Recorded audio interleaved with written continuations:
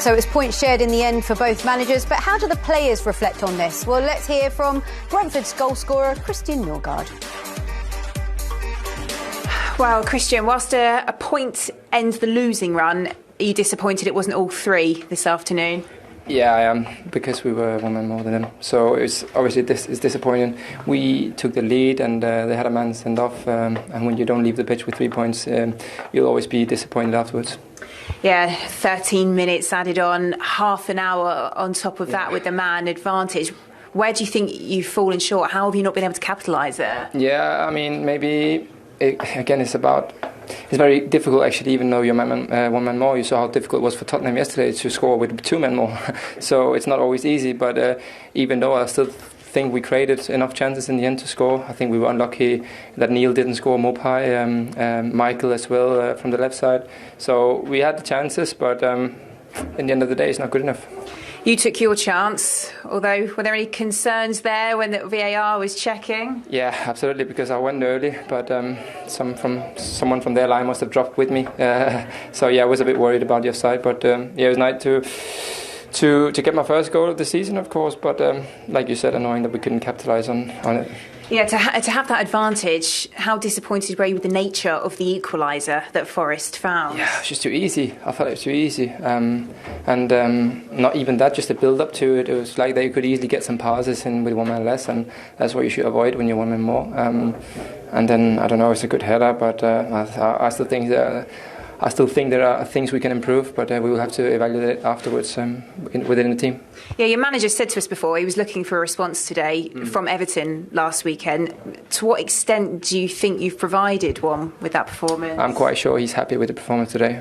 He was happy with the performance against Arsenal as well. He will be very, very angry with our goal conceded, but a football game is more than 1 goal conceded, so I think there were still positives to take from this game. So for you, still just the 1 win, but that was a step in the right direction? Yeah, definitely. I don't think we've been too bad this season. People make it like a big crisis, and then that's fair enough, but I think we've only performed bad in 1 game. Other than that, it's been very good performance. We've been unlucky to not get points at St James Park as well. So good performances will eventually lead to points, and we just have to keep bringing good performances. Okay. Well, thanks for speaking to us. No worries. Thank you. No worries. Christian Norgard there, largely drawing upon the positives. They have a lot to build on moving forward because they might have dropped points, but they still walked away with 1. He was the goal scorer for Brentford. Talk us through his goal and whether we should be questioning the goalkeeper in this as well, Darren. A little bit, yeah. I mean, it's a great ball from Jensen. And, I mean, he gets there early. He spoke about he went really early. Gets a good firm header on it, but the goalkeeper's perspective, it's really, really poor. And even from Nottingham Forest's perspective, that they leave all the guys on the edge of the box. If you look at here, there's 3 players there that don't track their runners. It's almost like a free header for him. And it is a good header, but if you're the goalkeeper, Matt Turner, you're not happy when you look at that back. Yeah, I think you've only got to look at the goalkeeper's body language when the ball spills through his hands and hits the back of the net. It tells me everything. It tells me that he's disappointed to have got a good hand on it and still he spilled it into the goal. But the Forest back line, it's a good starting position, but you've got to drop with your runners. You either all stay or all drop, and they done neither. OK, now this is Dominguez's goal. Are we questioning the goalkeeper here as well, Stuart? I think the disappointment was it's gone in the centre of the goal, which was the first thing that Darren sort of pointed out. But more importantly, he's not thrown a full hand at it. He's almost give up on it. Yeah. And that's the thing that you question him with, you know. You would have liked to seen your goalkeeper off the floor and throwing a full hand at it. Maybe we're being a bit critical, I don't know. Maybe a little bit, but again, I mean, he's got all the space in the world. Again, from Brentford's perspective, that's not good. But the goalkeeper there, I mean, it's not like he's fizzed it past him or it's a diving head into the bottom corner. It's almost looped over him, and I question maybe his footwork, maybe he doesn't move his feet quick enough. Is his positioning wrong? Potentially, but it just looked like a very soft goal to concede. Like they didn't have to work too hard to get that goal. And I think when you look back at it, if you're Brentford's manager, Thomas Frank, you'll probably go, I'm not quite sure that went in, but as I said, they leave there with a point. Well, sticking with the theme of goalkeepers, the Forest goalkeeper, Matt Turner, he fouled Visser early on in that second half. What do you think of that particular foul? Do you think that this should have gone further? Do you think that there should have been a penalty here? Well, straight away, for me, it's a foul, it's a penalty. Where else on the pitch can you have a full swing at the ball, miss the ball, and actually kick through an opponent like he's done? He's really probably where Brentford let themselves down, and we don't want to see players rolling around on the floor. If Visser would have stayed on the floor now and milked a penalty, I think he'd have got a penalty. Look at this, it's a fresh air shot and he's kicked right through him. How that's not a penalty, I don't know. And there's no advantage. The ball's not gone in the back of the net. OK, well, you said that as soon as you saw it, and Darren, I know you said the same. So let's speak to Dermot Gallagher, our former Premier League referee. Hi, Derm. Hi, Simma. Derm, I know it's been a rather busy weekend for you. Another big talking point in this game. So talk us through that decision. Why was a penalty not given? I think it's an interesting situation, Simma. When I first saw it, I thought the goalkeeper had gone to clear it and Wisser had blocked the ball. That was my immediate reaction, but you only have to see one replay. This is the one that I saw live. And you see this, and I think Wisser deceives me because he leaps up. So my immediate reaction is he must have blocked that ball. But you see this. This is the one and the next one. You see this. Wisser gets the ball first. Bang. And the next one, this is the one. It's nowhere near the ball. It's a penalty. Dermot, does VAR not pick up on that? Maybe in actual time, you can understand why the referee's not picked up on it. I, like you, thought there was a block rather than an actual fresh air swing that's hit someone. But can they not pick up on that afterwards? I think one of the problems, Stuart, is that we had this threshold, as they call it. We had this, the referee's got to make the on-field decision. It's got to be a howler. Stephen Warnock on a Monday morning says to me, well, if you think it's a penalty and I don't, that's a howler.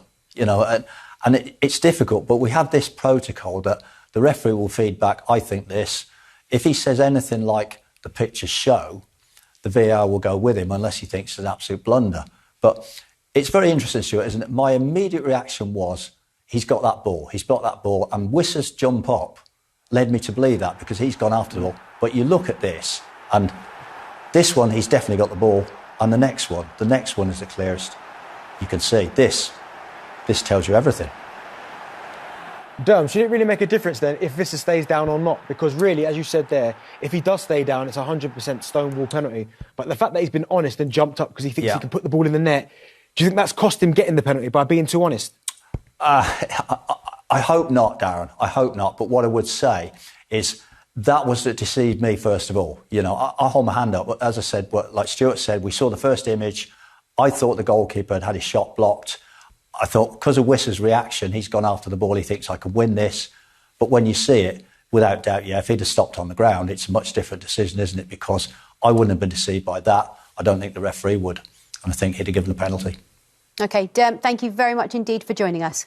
Much appreciate your thoughts, as always. OK, another talking point. Niakate was sent off. 2 yellow cards. Should it have been a straight red? For me, the punishment wouldn't fit the crime if it was a straight red.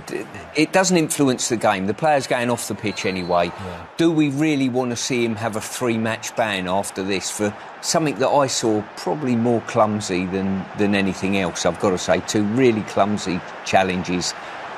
I think another yellow and a following red was good enough for me personally. Yeah, I probably agree with Stuart there as well. I think it is really clumsy. I think the first tackle was a booking.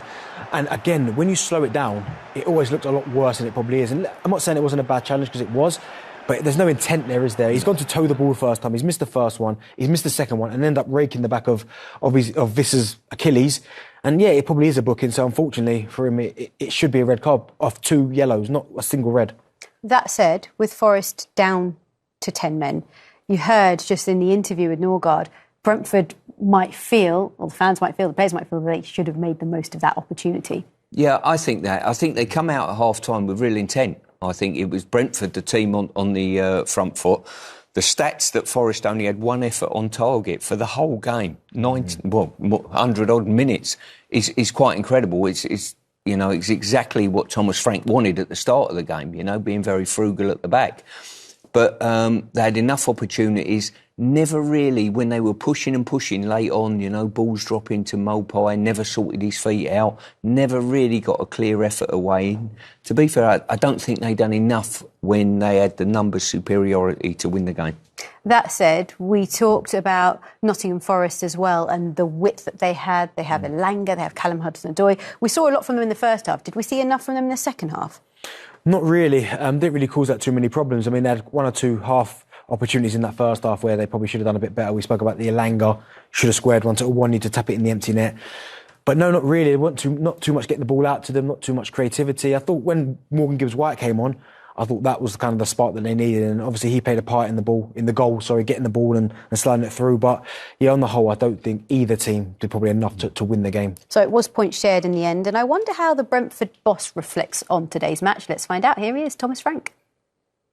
Well, Thomas, it was a fierce battle out there, but it looked like it ended with quite a nice, respectful exchange with Steve Cooper on the pitch. Oh, yeah. I think in general, managers or head coaches, we respect each other, of course. We know the pain we go through and the joy sometimes. So there's always that general respect. Now I've faced Steve a lot of time, and big respect for him and what they do. So, yeah. You mentioned there the pain. With half an hour man advantage plus 13 minutes added on, how much of a missed opportunity does that feel out there this afternoon to get maximum points? We are just in that spell where we can't get it's not even an even game. I think it's a game we clearly should have won. But we can't get over the line in terms of winning the games. Either today, you can say the easy one, keep the ball out of the net when we won 11 against 10. And that's an unbelievable finish. They'll happen 1 out of 100. And then, of course, just to score one more goal. And then we would have won the game. So we're doing so many things right. I think when 11 against 11, 11 against 10. But this moment in time, it doesn't drop for us. Yeah, doing a lot right. Is it only a matter of time before it clicks back into place? Yeah, I think so. Again, when they get one or two of their injuries back, I think that will play a big part as well. But also, he spoke about it there. After 35 minutes, 10 men, you'd expect them to go on and win the game. But as we saw yesterday, it doesn't always work out that way. Whether you've got a man up or 2 men down, you can defend and make it hard. So he'll understand the situation they're in and know once they get one or two of their players back, they'll be better for it. Now, we were talking pre-match about Morgan Gibbs-White, the fact that he started on the bench and the fact that he will contribute when he comes on. We thought that he would, and he actually did. He really impressed you, didn't he, Stuart? Well, I think when you bring in a player of his ilk on the pitch, bear in mind they'd just gone 1-0 down. So you needed to get a goal back in some way, shape or form, as well as get things a little bit tighter. And when you consider what he'd done, he contributed to the goal, and more importantly, he saved the goal for his team here. He's run about 70 yards, and we know him as a creative, attacking type player. He's running back towards his own goal as quickly as he's running to the opposition's goal. And any defender will be proud of that challenge. And that's probably got his team a point, let's say. Yeah, I'd say that the manager would look at that and go, I love that reaction.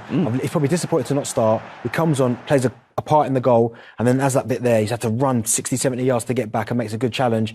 Yeah, he had a good afternoon when he came on. And one thing, just to wrap things up now, we're looking at 2 managers here that have really improved the players that they have at their disposal. Putting your manager's hat on for a moment, how impressed have you been with both of them, Stuart? I like both of them. I've been involved with teams that have come up against Thomas Frank's team, Brentford, over the years. He's consistently done a really good job, bringing them up into the Premier League, stabilising them there, developing their players, been fantastic. And, I'm close at Forest, so I know what's going on there, and I know how well respected Steve Cooper is and what a great job he's doing. Listen, I've got the utmost respect for both of them. I think they've done brilliantly for both clubs. Both great man managers as well. Really good. Stevie Cooper made adjustments last season when they struggled, and they had ended up having a really good season. And Thomas Frank, I think he builds every single season. Their recruitment's really good. Doesn't have to spend big amounts of money. But as I said, both of these managers, will have a comfortable season. I don't think any of them needs to be looking over their shoulder thinking we might get sucked in. I think they're too good of managers to do that. Who finishes higher than who in one word? When Brentford get their players back, I would say Brentford. At this moment in time, I think Forest have had the tougher fixtures. I'm going Forest today. Brentford. Brilliant. Nice and balanced here in the studio. So it ends points shared between the tricky trees and the bees. Thank you for joining us on Matchday Live, and we'll see you next time for more Premier League action. Bye-bye.